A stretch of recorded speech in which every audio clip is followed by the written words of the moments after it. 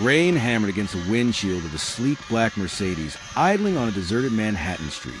Inside, Marcus Hale, 42, CEO of Hale Global and worth over $1 billion, sat motionless, his forehead pressed against the steering wheel. His phone lay on the passenger seat, glowing with a photo of an 8-year-old boy smiling back at him. His son, gone to London with his ex-wife, another custody hearing lost. Marcus's shoulders shook as he fought the tears he swore no one would ever see. A faint knock at the window made him jerk upright. Through the blur of rain stood a tiny figure, soaked to the bone, a little black girl no more than 7, clutching a threadbare teddy bear. Her eyes were huge and solemn. "Are you crying too?" she asked, her voice clear through the storm. Then, with devastating innocence, "Do you need a daddy like me?" Marcus blinked, stunned, fumbling for the door handle. By the time he stepped out into the downpour, the girl hadn't moved an inch. Her bare feet splashed in the gutter, her tiny shoulders trembling. "Where are your parents?" he asked. She just smiled, lifting the teddy bear as if to introduce it. What was a child doing alone on a night like this? And why did her simple question cut deeper than any border betrayal? If you're moved by this moment, stay with us, because what happens between Marcus and this little girl will change both their lives forever. Marcus crouched so he could see her eyes, rain dripping from his hair. "Where's your mom, sweetheart? Where do you live?" Ava hugged the teddy bear tighter. "Everywhere and nowhere," she said simply. "I pick new dads sometimes. The last one went away." The words hit Marcus harder than the cold rain. Pick new dads? What kind of life forced a child to talk like this? He looked around. No adults, no shelter, just the empty street glistening under the streetlights. "Come on," he said at last, trying to sound firm. "You shouldn't be out here. There's a diner a block over." "I'm not supposed to go with strangers," Ava answered, tilting her head. "But you're crying too. So maybe you're not a stranger. You're just sad like me." Marcus opened his car door and gestured. "Then let's be sad somewhere warm." Inside the diner, the fluorescent lights made everything feel too real.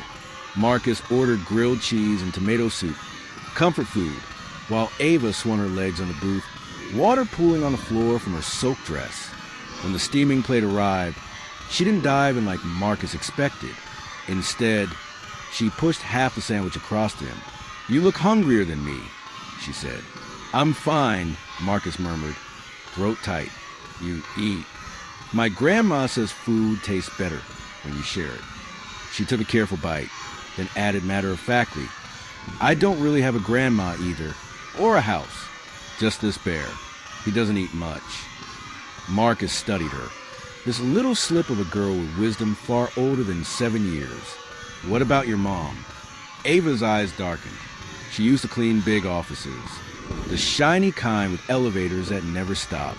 One day, she said a fancy lady gave her chocolates. After that, she never came home. Marcus froze. "When was that?" 6 months ago. Some men said they were taking her to the doctor, but doctors don't usually wear black suits and sunglasses at night. The grilled cheese turned to lead in Marcus's stomach. This wasn't just a homeless child. This was a child carrying a secret. He glanced at his watch, at his phone with the unanswered messages from his lawyer. Custody hearing postponed. Michael staying in London. His own pain felt small next to hers. "Do you have anyone looking out for you?" he asked gently. Ava shrugged, still chewing. "I look out for me. And Teddy, sometimes I find new dads for a little while. Good ones don't last long." Marcus had to look away, blinking hard. He wasn't used to anyone handing him food, let alone a starving kid. He took the half sandwich, just to keep her smiling. "Thank you," he said quietly.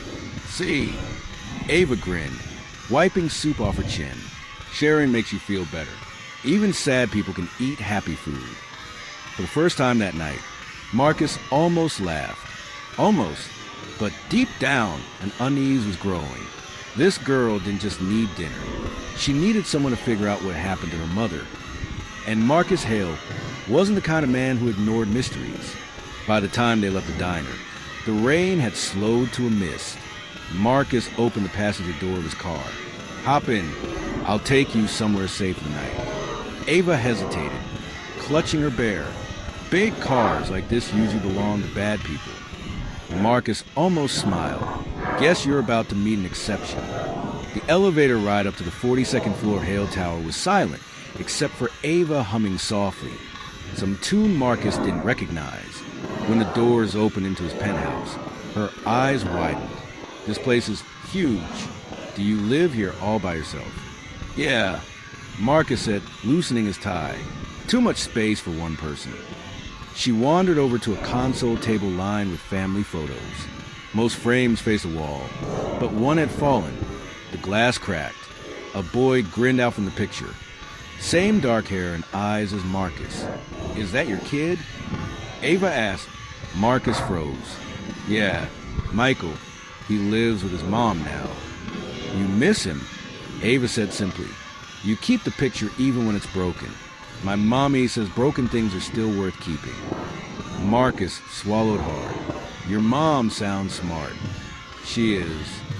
Ava's voice went soft. That's why she's gonna come back. Smart people always do. He showed her the guest room and set out fresh towels. Go shower, warm up. I'll be right outside if you need anything. As soon as the bathroom door clicked shut, Marcus pulled out his phone. Ben, it's Marcus, he said when his private security chief answered. Find everything you can about missing cleaning staff downtown. Last 6 months. Focus on women with kids. He ended the call, then dialed his lawyer. I need custody advice, he murmured, pacing to the window. Hypothetically, if I found a child with no legal guardian tonight. When Ava emerged in an oversized t-shirt, hair damp, she was smiling. This place smells like lemons, she announced. Not fake ones. Real ones. My mommy used to say rich people like lemon candles. Marcus sat on the edge of the sofa. Tell me more about her. The night she disappeared. Ava hugged the bear to her chest. We were outside a tall glass building. She cleaned there sometimes. A lady with gray hair gave her chocolates. She said they were special. Mommy said she'd save them for later. Then 2 men came and said she had to go see a doctor. She never came back. Marcus felt a chill crawl up his spine. Gray hair, expensive chocolates, downtown offices. It sounded too familiar. Elaine Porter, his vice president, known for her signature Silver Streak bun and her habit of bribing staff with luxury gifts. Marcus had brushed off whispers of shady dealings before, but now it felt personal. You remember the lady's name? He asked carefully. No, but she wore red shoes. Mommy said only rich bosses wear shoes that shiny. Marcus stared out at the glittering city skyline. If Elaine was involved, this wasn't just about money. And if Ava's mom had overheard something, it might explain why she vanished. You're safe here tonight, Marcus told Ava, forcing a smile. Tomorrow, we'll figure things out.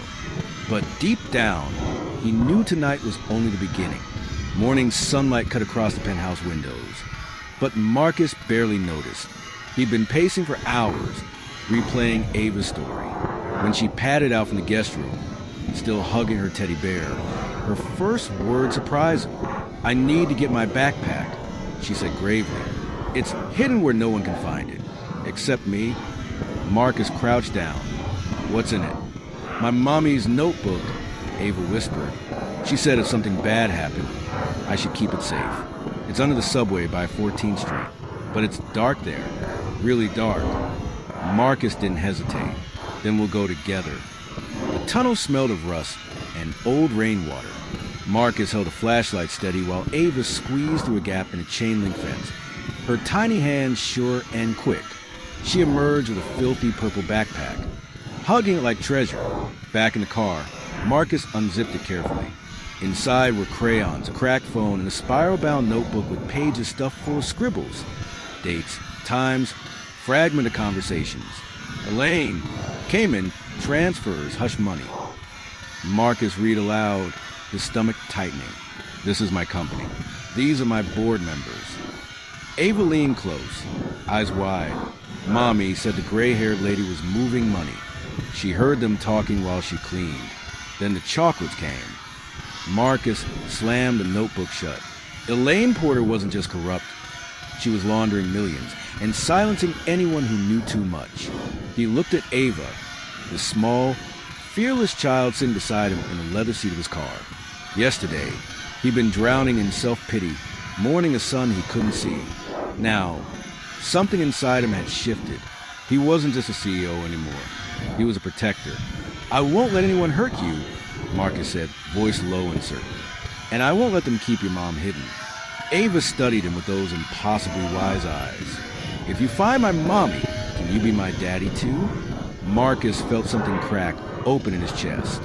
"You don't even have to ask," he said, forcing a smile through the tightness in his throat. "That's a promise." As he drove, he dialed Ben again. "Pull every security feed near 14th Street and Hale Tower from 6 months ago. And I want a full trace on Elaine Porter's offshore accounts. Use the Cayman flag as your lead." The sadness from the night before was gone, replaced by cold, focused resolve. Marcus Hale wasn't going to sit back and cry over what he'd lost. He was going to fight for what he could save. And if Elaine thought she could scare off a little girl, she was about to learn what happened when you threatened the wrong man's family. Marcus' penthouse turned into a war room. His lawyer, Serena, spread the notebook pages across the marble table while Ben, his ex-FBI security chief, connected dots on a digital map. "Elaine's been moving company funds through shell accounts," Serena said, tapping a page. "And anyone who gets close disappears. This isn't just embezzlement, it's conspiracy." Ben added grimly, "I pulled security footage from Hale Tower. 6 months ago, Ava's mom was last seen on the executive floor. No record of her leaving. Someone scrubbed the logs." Marcus felt his jaw tighten. "Then tomorrow, we don't just confront Elaine, we bury her." He placed a call to family court. "Yes, this is Marcus Hale. I'm filing an emergency petition for temporary custody of a minor child. She has no guardian and is at risk." He glanced at Ava, playing quietly with Teddy in the corner. "Yes, I'll take full responsibility. Effective immediately." By evening, Elaine Porter made her move. She swept into Marcus' office in her signature red heels, voice honeyed and poisonous.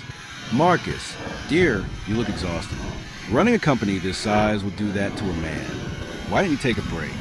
Sell your shares to me. Walk away clean." Marcus leaned back in his chair, unreadable. "Why would I do that?" Elaine smiled like a shark. "Because I have files that make you look very dirty. Misuse funds, secret accounts. The board will turn on you tomorrow unless you step aside." Marcus steepled his fingers, calm as stone. "You're bluffing." "Am I?" Elaine purred. "Tomorrow, you'll thank me for giving you a chance to disappear quietly." Marcus rose, buttoning his jacket. "No, Elaine, tomorrow you'll regret everything." She blinked, thrown off by his confidence. For the first time, the Queen of Red Shoes looked unsure. As the door closed behind her, Marcus turned to Ben and Serena. "We hit her hard at the board meeting. Evidence, recordings, every name she's touched. And I want the FBI there to make it official." "Already in motion," Ben said. "Elaine won't see it coming." Marcus glanced at Ava, who was watching him with absolute trust. Last night, he'd been a broken man. Tonight, he was something else entirely. The boardroom smelled of polished wood and fear.